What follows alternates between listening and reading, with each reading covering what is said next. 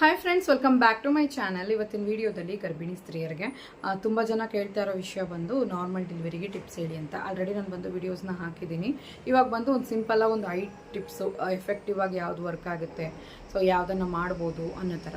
So ಇವಾಗ ಬಂದು ನಿಮಗೆ ಒಂದು 5 ತಿಂಗಳು 6 ತಿಂಗಳು ನಡೀತಾ ಇದೆ ಅನ್ನೋವಾಗ ನೀವು ಈ ಟಿಪ್ಸ್ಗಳನ್ನು ಇವಾಗಿಂದನೇ ಫಾಲೋ ಮಾಡ್ಕೊಳ್ಳಿ.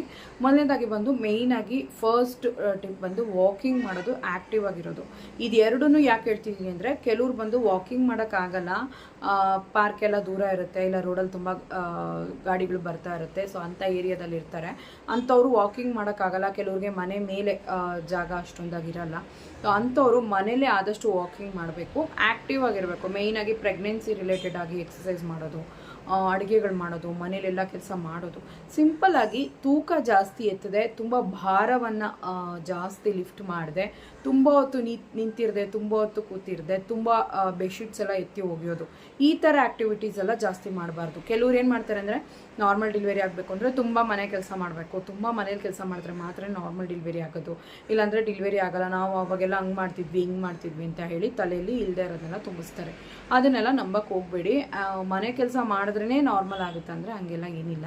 ನೀವು ಆ್ಯಕ್ಟಿವ್ ಆಗಿರಿ. ಈಗ ಮನೇಲಿ ಕೆಲಸ ಮಾಡೋದಕ್ಕೆ ಬರ್ತಾರೆ, ಹೆಲ್ಪ್ ಮಾಡೋರು ಇದ್ದಾರೆ, ಇಲ್ಲ ಮನೇಲಿ ಅಮ್ಮ ಇದ್ದಾರೆ, ಅತ್ತೆ ಇದ್ದಾರೆ, ಮಾಡ್ಕೊಳ್ತಾರೆ, ನನಗೇನು ಅಷ್ಟೊಂದು ಮಾಡಿಸಲ್ಲ ಅಂದರೆ ನಾರ್ಮಲ್ ಆಗುತ್ತೋ ಇಲ್ವೋ ಅಂತೆಲ್ಲ ನೀವು ಅಂದ್ಕೋಬೇಡಿ. ನಿಮಗೆ ಆ್ಯಕ್ಟಿವ್ ಆಗಿರಿ. ಪ್ರೆಗ್ನೆನ್ಸಿ ರಿಲೇಟೆಡ್ ಆಗಿರುವಂತಹ ಎಕ್ಸಸೈಸ್ಗಳನ್ನು ಮಾಡಿ, ಖಂಡಿತವಾಗ್ಲೂ ಅದು ವರ್ಕೌಟ್ ಆಗುತ್ತೆ. ನೀವು ಆ್ಯಕ್ಟಿವ್ ಆಗಿದ್ದಷ್ಟು ಪೆಲ್ವಿಕ್ ಬೋನ್ ಏರಿಯಾ ಎಲ್ಲನೂ ಲೂಸನ್ ಆಗಿರುತ್ತೆ, ಮತ್ತು ಮಗು ಹೆಡ್ ಫಿಕ್ಸ್ ಆಗೋದಕ್ಕೆ ಹೆಲ್ಪ್ ಆಗುತ್ತೆ. ಅಷ್ಟೇ ಕಾನ್ಸೆಪ್ಟು. ಅದು ಬಿಟ್ಟು ನಾನು ಬೆಡ್ಶೀಟ್ ಒಗಿಬೇಕು, ಬಿಂಗೆ ಎತ್ತಬೇಕು, ಚೆನ್ನಾಗಿ ಕೆಲಸ ಮಾಡಬೇಕು, ಮನೇಲಿ ಬರೋದನ್ನೆಲ್ಲ ತೊಳಿಬೇಕು ಅಂಥದ್ದೆಲ್ಲ ಇಲ್ಲ. ಕಾನ್ಸೆಪ್ಟ್ ಏನಪ್ಪ ಅಂದರೆ, ಬಾಡಿ ಬಂದು ನಿಮಗೆ ಆ್ಯಕ್ಟಿವ್ ಆಗಿರಬೇಕು, ಮಗು ಹೆಡ್ ಫಿಕ್ಸ್ ಆಗಬೇಕು. ಅದು ಹೆಡ್ ಫಿಕ್ಸ್ ಆಗಬೇಕು ಅಂದರೆ ನೀವು ಹೆಲ್ದಿ ಆದಂಥ ಲೈಫ್ ಸ್ಟೈಲನ್ನು ಲೀಡ್ ಮಾಡಬೇಕು. ಸೊ ಅವಾಗ ಆ್ಯಕ್ಟಿವ್ ಆಗಿರಬೇಕು. ಮಲಗಿದ ಜಾಗದಲ್ಲೇ ಮಲಗೋದು, ಕೂತಿರೋ ಜಾಗದಲ್ಲೇ ಕೂತಿರೋದು, ಮಂದವಾಗಿರೋದು, ಊಟ ಜಾಸ್ತಿ ತಿನ್ನೋದು, ಇಂಥವೆಲ್ಲ ಮಾಡಬಾರ್ದು. ಹೆಲ್ದಿ ಫುಡ್ಡನ್ನು ತೊಗೋಬೇಕು, ಆ್ಯಕ್ಟಿವ್ ಆಗಿರಬೇಕು. ಇದು ಫಸ್ಟ್ ಆಯಿತಾ. ಎರಡನೇದು ಬಂದು ಎಣ್ಣೆ ಸ್ನಾನ ತುಂಬ ಚೆನ್ನಾಗಿ ವರ್ಕ್ ಆಗುತ್ತೆ.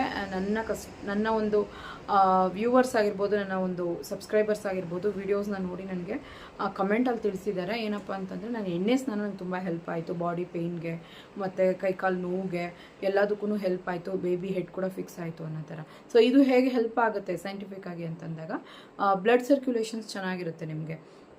ನೀವು ಬೆನ್ನಿಗೆ, ಮೈಗೆ ಎಲ್ಲನೂ ಚೆನ್ನಾಗಿ ಎಣ್ಣೆ ಮಸಾಜ್ ಕೊಟ್ಟು, ಪೆಲ್ವಿಕ್ ಬೋನ್ ಏರಿಯಾ ಹತ್ರ, ನಿಮ್ಮ ವಜನಲ್ ಪಾರ್ಟ್ ಹತ್ರ, ನಿಮ್ಮ ತೊಡೆಗಳ ಭಾಗದಲ್ಲಿ, ಹೊಟ್ಟೆ ಮೇಲೆ, ಈ ರೀತಿ ಎಲ್ಲ ಮಸಾಜ್ ಕೊಡುವಾಗ ಬೇಬಿ ಆ್ಯಕ್ಟಿವ್ ಆಗುತ್ತೆ. ಸೊ ಬೇಬಿಗೆ ಒಂದು ರೀತಿ ಬ್ಲಡ್ ಸರ್ಕ್ಯುಲೇಷನ್ ಎಲ್ಲ ಚೆನ್ನಾಗಿರುತ್ತೆ.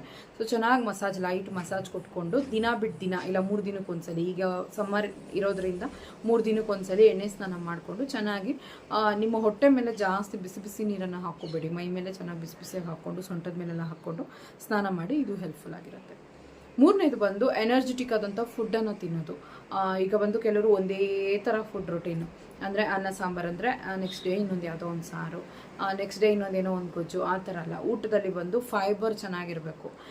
ಕಾನ್ಸ್ಟಿಪೇಷನ್ ರಿಲೀವ್ ಆಗಬೇಕು ಅಂದರೆ ಫೈಬರ್ ಚೆನ್ನಾಗಿರ್ಬೇಕು. ನಿಮಗೆ ಪ್ರೆಗ್ನೆನ್ಸಿಯಲ್ಲಿ ಕೆಲವ್ರಿಗೆ ಮಲಬದ್ಧತೆ ಬರುತ್ತೆ, ಸೊ ಹಾಗಾಗಿ ನೀವು ಫೈಬರ್ ಚೆನ್ನಾಗಿ ತೊಗೊಳ್ಳಿ. ಎರಡನೇದು ಬಂದು ಪ್ರೋಟೀನ್ ಚೆನ್ನಾಗಿ ತೊಗೊಳ್ಳಿ.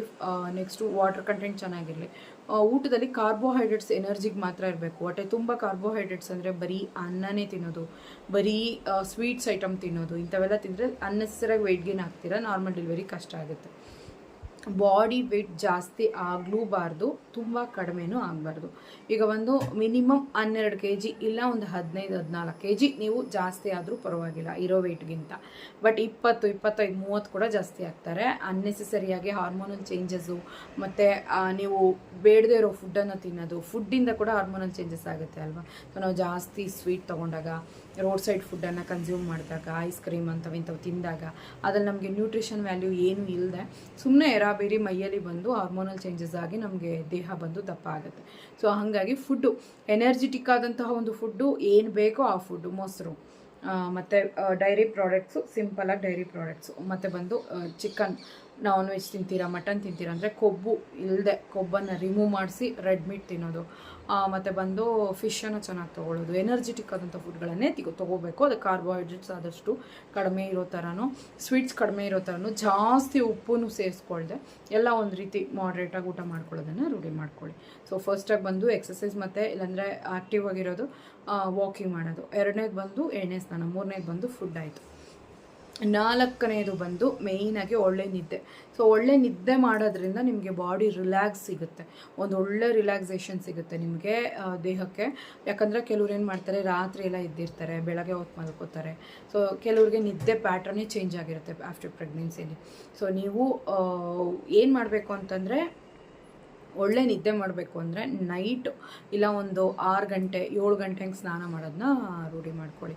ಕೆಲವರು ಮಾರ್ನಿಂಗೇ ಮಾಡೋದು ಅಂದರೆ ಮಾರ್ನಿಂಗ್ ಮಾಡ್ಕೊಳ್ಳಿ. ನೈಟ್ ನಿದ್ದೆ ಬಂದಿಲ್ಲ ಅಂದರೆ ಒಂದ್ಸರಿ ಸ್ನಾನ ಮಾಡಿಬಿಟ್ಟು ನಿದ್ದೆ ಮಾಡಿ, ಖಂಡಿತವಾಗ್ಲೂ ನಿದ್ದೆ ಚೆನ್ನಾಗಾಗುತ್ತೆ. ರಾತ್ರಿ ಮಲಗೋವಾಗ ಹಾಲಿಗೆ ಅರಿಶಿನ ಪುಡಿ ಮತ್ತು ಸ್ವಲ್ಪ ಪೆಪ್ಪರ್ ಪೌಡ್ರ್ ಅಂದರೆ ಕಾಳು ಮೆಣಸಿನ ಪುಡಿ ಹಾಕಿ ಹಾಲು ಕುಡಿಯೋದು, ಮತ್ತು ಬಿಸಿನೀರನ್ನು ತಗೊಳ್ಳೋದು, ಒಂದು ಸ್ವಲ್ಪ ಓಡಾಡ್ಬಿಟ್ಟು ಮಲಗೋದು, ಒಂದು ಸ್ವಲ್ಪ ಮೈನ ಟಯರ್ಡ್ ಮಾಡಿಕೊಂಡು ಮಲಗೋವಾಗ ನಿದ್ದೆ ಚೆನ್ನಾಗಾಗುತ್ತೆ. ಆದಷ್ಟು ಮೊಬೈಲ್ ನೋಡೋದನ್ನು ನೈಟ್ 1 ಅವರ್ ಬಿಫೋರೇ ಮೊಬೈಲ್ನ ಪಕ್ಕಕ್ಕೆ ಎತ್ತಿಡಿ ಮಲಗೋದಕ್ಕೂ ಮುಂಚೆ. ಇದು ಒಳ್ಳೆ ನಿದ್ದೆ ಕೊಡುತ್ತೆ. ಈ ನಿದ್ದೆ ಏನಕ್ಕಪ್ಪ ಹೆಲ್ಪ್ ಆಗುತ್ತೆ ಅಂದರೆ, ನಿಮ್ಮ ಮಗುಗೆ ಆಕ್ಸಿಜನ್ ಲೆವೆಲ್ ಚೆನ್ನಾಗಿ ಸೇರುತ್ತೆ. ಒಳ್ಳೆ ನಿದ್ದೆ ನಿಮಗೆ ರೆಸ್ಟನ್ನು ಕೊಡುತ್ತೆ. ಆಮ್ನಿಯೋಟಿಕ್ ಫ್ಲೂಯಿಡ್ ಕರೆಕ್ಟಾದ ಲೆವೆಲಲ್ಲಿ ಇರುತ್ತೆ. ಮಗು ಒಳ್ಳೆ ಪೊಸಿಷನ್ ಬರೋದಕ್ಕೂ, ಮಗು ಒಳ್ಳೆ ಮೂಮೆಂಟ್ ಮಾಡೋದಕ್ಕೂ ಹೆಲ್ಪ್ಫುಲ್ ಆಗಿರುತ್ತೆ. ನೆಕ್ಸ್ಟು 5ನೇದು ಬಂದು ಮೇಯ್ನಾಗಿ ಏನಪ್ಪ ಅಂತಂದರೆ, ಚೆನ್ನಾಗಿ ನೀರು ಕುಡಿಯೋದು. ನೀರು ಕುಡಿಯೋದ್ರಿಂದ ನಿಮಗೇನಾಗುತ್ತೆ ಅಂತಂದರೆ, ಬಾಡಿ ಹೈಡ್ರೇಟ್ ಆಗಿರುತ್ತೆ, ಮಗು ಸುತ್ತ ನೀರು ಚೆನ್ನಾಗಿರುತ್ತೆ. ಕೆಲವ್ರು ನೋಡಿ ನಾರ್ಮಲ್ ಡೆಲಿವರಿ ಆಗಬೇಕು ಅನ್ನೋವಾಗ ನೀರೆಲ್ಲ ಹೋಯ್ತು, ಡೆಲಿವರಿ ಆಗೋದು ಕಷ್ಟ ಆಗುತ್ತೆ ಅಂತೇಳಿ C-ಸೆಕ್ಷನ್ ಮಾಡ್ತಾರೆ. ಸೊ ಅದನ್ನು ನೀವು ಮಾಡ್ಕೋಬೇಡಿ. ಚೆನ್ನಾಗಿ ದಿವಸಕ್ಕೆ ಒಂದು 3 ಲೀಟ್ರ್ ನೀರು, ಕಂಪ್ಲೀಟಾಗಿ 3 ಲೀಟ್ರ್ ನೀರು, ಅದರಲ್ಲಿ ಬಂದು ಜ್ಯೂಸ್ ಸೇರಿರ್ಬೋದು, ಇಲ್ಲ ಮಜ್ಜಿಗೆ ಸೇರಿರ್ಬೋದು, ಇಲ್ಲ ನಿಮಗೆ ಶುಗರ್ ಕೇನ್ ಸೇರಿರ್ಬೋದು, ಇಲ್ಲ ಏನಾದರೂ ಗಂಜಿ ಕುಡಿದಿರ್ಬೋದು. ಒಟ್ನಲ್ಲಿ 3 ಲೀಟ್ರ್ ನೀರು ಎಲ್ಲ ಸೇರಿ, ಬರೀ ನೀರೇ 3 ಲೀಟ್ರು, ಜ್ಯೂಸ್ ಮಾತ್ರ ಸಪ್ರೇಟು ಅಂತಲ್ಲ, ಎಲ್ಲ ಸೇರಿ ಲಿಕ್ವಿಡಾಗಿ ಒಂದು 3-3.5 ಲೀಟ್ರ್ ನೀರನ್ನು ತೊಗೊಳ್ಳಿ. ಸೊ ಇದು ನಿಮ್ಮ ಮಗುವಿನ ಸುತ್ತ ಇರೋ ನೀರನ್ನು ಕಾಪಾಡುತ್ತೆ. ಇಷ್ಟು ವಿಷಯ ನೀವು ಫಾಲೋ ಮಾಡಿಕೊಂಡ್ರೆ ಖಂಡಿತವಾಗ್ಲೂ ನಾರ್ಮಲ್ ಡೆಲಿವರಿಗೆ ಹೆಲ್ಪ್ ಆಗುತ್ತೆ. ಇದರಲ್ಲಿ ನಾನು ಇವೆಲ್ಲ ಮಾಡಿದ್ದೀನಿ, ಆದ್ರೂ ನನಗೆ ಬಂದು ಬ್ರೀಚ್ ಪ್ರೆಸೆಂಟೇಷನ್ ಇದೆ ಅಂದರೆ ಮಗು ತಲೆ ಮೇಲೆ ಇದೆ, ಹೆಡ್ ಫಿಕ್ಸ್ ಆಗಿಲ್ಲ, ಈಗ ನಾನೇನು ಮಾಡೋದು, ನಾನು ಮಾಡಿದ್ದೆಲ್ಲ ವೇಸ್ಟ್ ಅಂದರೆ ಖಂಡಿತವಾಗ್ಲೂ ವೇಸ್ಟ್ ಇಲ್ಲ. ಇದು ನಿಮ್ಮ ಮಗುಗೂ ನಿಮಗೂ ಹೆಲ್ತ್ ಕಂಬೈನ್ ಆಗಿ ಸೇರಿರುತ್ತೆ. ನಾರ್ಮಲ್ ಡೆಲಿವರಿ ಆಗಿಲ್ಲ ಅನ್ನೋದೊಂದೇ ಮೈನಸ್ ಪಾಯಿಂಟು. ಇಲ್ಲ ನನಗೆ ಹೆಡ್ ಫಿಕ್ಸ್ ಆಗಿದೆ, ಚೆನ್ನಾಗಿದೆ, ಮಗು ಸುತ್ತ ನೀರಿದೆ, ಒಳ್ಳೆ ರೀತಿಯಾಗಿ ಡೆಲಿವರಿ ಆಗುತ್ತೆ ಅಂತ ಹೇಳಿದ್ದಾರೆ ಅಂದರೆ ನಿಮ್ಗೆ ಅದೊಂದು ಒಳ್ಳೆ ಪಾಸಿಟಿವ್. ಇಲ್ಲ ನನಗೆ ಬ್ರೀಚ್ ಪ್ರೆಸೆಂಟೇಷನೇ ಇದೆ, ನನಗೆ ನಾರ್ಮಲ್ ಆಗಬೇಕು ಅಂತ ಹಠ ಮಾಡಬಾರ್ದು. 100ಕ್ಕೆ 80 ಭಾಗ ಮಹಿಳೆಯರಿಗೆ ಇದು ಹೆಲ್ಪ್ ಆದರೆ, ಇನ್ನು 20 ಭಾಗ ಮಹಿಳೆಯರಿಗೆ ಇದು ಲೈಫ್ ಸ್ಟೈಲ್ ಚೇಂಜಸ್ಸಿಂದ ನೀವು ಹೇಗೆ ಲೈಫ್ ಲೀಡ್ ಮಾಡಿರ್ತೀರೋ ಅದು ಗೊತ್ತಿಲ್ಲ ಅಲ್ವಾ. ಸೊ ಹಾಗಾಗಿ ಅದರಿಂದ ಕೂಡ ಬೇಬಿ ವೆಯ್ಟ್ ಜಾಸ್ತಿ ಆಗಿಬಿಟ್ಟು ಕೂಡ ಬ್ರೀಚ್ ಪ್ರೆಸೆಂಟೇಷನಲ್ಲೇ ಬೇಬಿ ಇರ್ಬೋದು, ಹೆಡ್ ಡೌನ್ ಆಗಿದೆ. ಸೊ ಈ ನಾನು ಹೇಳಿರೋ ಇದರಲ್ಲಿ ಯಾವುದಾದ್ರೂ ಮಿಸ್ ಆಗಿದ್ರು ಕೂಡ ಆಗ್ಬೋದು ಆ ಥರ. ಸೊ 100% ನಾರ್ಮಲ್ ಆಗುತ್ತೆ ಅಂತ ಅಲ್ಲ, ನಾನು 80% ಗ್ಯಾರಂಟಿ ಕೊಡೋದು. ಯಾಕಂದರೆ ಎಲ್ಲರಿಗೂ ಎಲ್ಲ ಥರನೂ ಒಂದೇ ಥರ ಮೈ ಇರಲ್ಲ ಅಲ್ಲ. ಸೊ ಅದು ಬಂದು ಅದಕ್ಕೆ ನಿಮಗೆ ಕಂಪೇರ್ ಆಗುತ್ತೆ. ಕೆಲವ್ರಿಗೆ ಬಂದು ಒಳ್ಳೆ ರೀತಿಯಾಗಿ ಹೆಡ್ ಫಿಕ್ಸ್ ಆಗುತ್ತೆ, ಕೆಲವ್ರಿಗೆ ಲೇಟ್ ಆಗುತ್ತೆ, ಕೆಲವ್ರಿಗೆ ಡೆಲಿವರಿ ಅಷ್ಟೊತ್ತಿಗೆ ಹೆಡ್ ಫಿಕ್ಸ್ ಆಗುತ್ತೆ, ಕೆಲವ್ರಿಗೆ ಆ ಟೈಮಲ್ಲಿ ಬಂದು ಆಮ್ನಿಯೋಟಿಕ್ ಫ್ಲೂಯಿಡ್ ಬಂದು ಕರೆಕ್ಟಾಗಿ ಓಡ್ಕೊಂಡು ಮಗು ನಾರ್ಮಲ್ ಆಗುತ್ತೆ. ಕೆಲವ್ರಿಗೆ ಏನಾಗುತ್ತೆ, ಆಮ್ನಿಯೋಟಿಕ್ ಫ್ಲೂಯಿಡ್ ಲೀಕ್ ಆಗಿ ಎಲ್ಲ ಹೊರಟೋಗಿರುತ್ತೆ ನೀರು ಅರ್ಧಕ್ಕರ್ಧ, ಆಮೇಲೆ ಹಾಸ್ಪಿಟ್ಲಿಗೆ ಹೋಗಿರ್ತೀರ, ನಾರ್ಮಲ್ ಡೆಲಿವರಿ ಆಗಲ್ಲ. ಸೊ ಕೆಲವು ಮಿಸ್ಟೇಕ್ಸ್ ನಿಮ್ಮಿಂದನೂ ಆಗ್ಬೋದು.